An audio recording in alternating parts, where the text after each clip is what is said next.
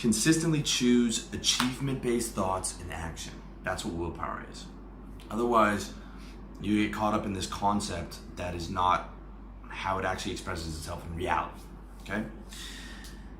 So basically, the way that it looks is you're saying, I will fucking achieve that in your mind, I will keep powering through, and your actions back that up, okay? If you are not thinking that, or if you're thinking that and your actions aren't in accordance with that, then you're not exercising your will. So it is those consistent goal-oriented thoughts and those consistent goal-oriented actions that back up those thoughts, which is what willpower really is. Okay, so it is not a real tangible thing. It is consistency of thought and action. That's it.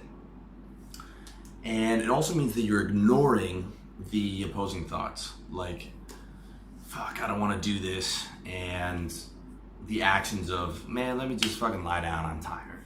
Or let me just go, let me just cut off early today, right? So you're ignoring those thoughts. You're ignoring, and those thoughts come up frequently, okay? A lot of guys think that you get to this superhuman state where you don't have those negative thoughts. Those negative thoughts always come up. You're just ignoring them, right? And you've trained yourself to ignore them. And you've trained yourself to hone in on the goal achievement thoughts and actions, or you've chosen those. Because what is thinking and doing something consistently? It's a habit, okay?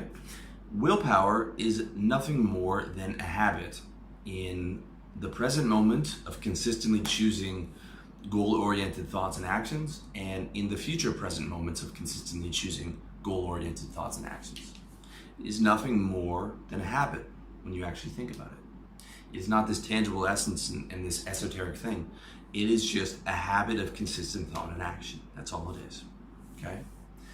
So once you understand that, the question becomes, how do you create the habit of consistently exercising your will? And why haven't you created it in the past? Okay, or maybe you have created it, but you want to know you want to know how to make it stronger. And it all comes down to the same thing. You have to create. This is the first part, by the way. You have to create the identity of a strong-willed person, of an iron-willed person. Okay, I chose the name Will for a reason. Right? Means it is an expression of my will. Okay? It is an expression of my will reflected back to me. And you do that by focusing. You focus in on the thrill of victory and the agony of defeat. So you focus on the pleasure-based thoughts that are going to come from what you're going to do with your willpower. Okay, maybe it's about getting girls, or really getting in shape, or building a business, or achieving something really big. And you focus on the pain-based thoughts of where you are right now and why you're unhappy with where you are. So you really dig into, like, you know, I'm not organized, I don't have my goals in line, or maybe I do have them, but they're just not where I'm not operating at the level that I want to be. And you focus on that pain and you're like, I really don't fucking like this. I really don't like where I am. I really, really, really don't like this, how this is operating. Okay, now the vast majority of the time, you know that I recommend you pursue your happiness and avoid pain-based thoughts. However, in a situation where you are creating and solidifying a new identity, it is actually beneficial to focus on that pain, at least for brief periods, and focus on the pleasure of what that new identity is going to be like. Okay, now the persona, the identity, is still just a concept. Okay, it's no more tangible than willpower. It's not per se a real thing, but it feels real. Okay, it's your avatar within the matrix of consciousness. It's your avatar within the multiplayer online game that we call life, where we're these consciousness streams plugged into this body. And it might not be logical, but we all have these personas that we identify with. So you're really just leveling up your character, your avatar, your persona, your identity. Persona being the Greek word for actor's mask, but you are leveling that up, and you're leveling that up to where willpower is now a part of that. It's now a part of that, and you do it by focusing on the pain of what you don't like about your life, and the pleasure about how your life is going to change for the better when you adopt this new persona, or when you level up this new persona. And that's very, very, very, very, very fucking important. If you want to see how to do that to create a positive identity, you check out my video, how to create a positive identity. But this is bringing willpower into it is just another characteristic of that positive identity, or if you're already doing quite well, a more positive identity. Okay, because you need to sit there, you really do, and you really need to infuse emotion into those thoughts. When a thought becomes something that we believe in, it is because we've infused emotion into that. Okay, let's take a negative self-identity, for example. And the thought that's running through your head is that you're worthless, and you have this emotion behind it, like, oh, you're no good, you're weak-willed, and you believe it, and you've been believing it for the last 15 years. But is that objective reality? No. It is just the narrative that you're telling yourself. Okay, it is the narrative you're telling yourself infused with a negative emotion. But it's that negative emotion that's carrying, that makes you believe it, all right? Just like how Michael Jordan could have the same thought about he's worthless, or whoever you look up to about he's worthless, right? But that thought just comes, and he doesn't infuse the emotion with it, right? So that thought could come to him when he loses a game, right? But he doesn't infuse emotion with that. Like, when negative thoughts come and you don't infuse emotion with them, you just watch them or you move them away as unproductive, then you don't believe in them, okay? And the same goes with positive thoughts. When you do infuse emotion into that positive thought and you get hyped up on all the shit that you're going to be doing, you start to believe in that, right? You start to believe, man, yeah, I am going to fucking do that. I am going to fucking do that.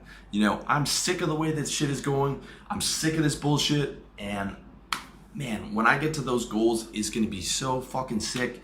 And that's who I am now, right?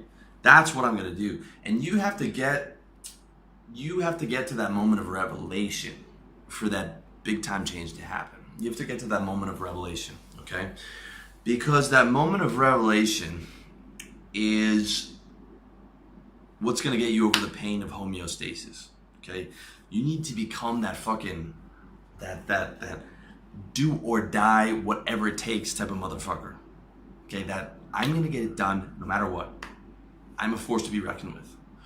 And that is what you need to get you over the point of homeostasis, okay? The point of homeostasis, what keeps you in homeostasis, what keeps you staying the same, is when the pain of changing is greater than the pain of staying the same, okay? When your idea of completely revamping your life and really exercising your will is more painful than the mediocre, comfortable life that you had, then you'll never change, okay?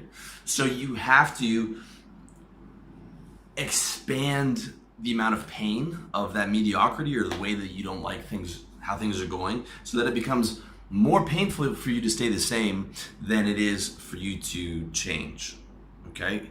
You need your current situation to be more painful.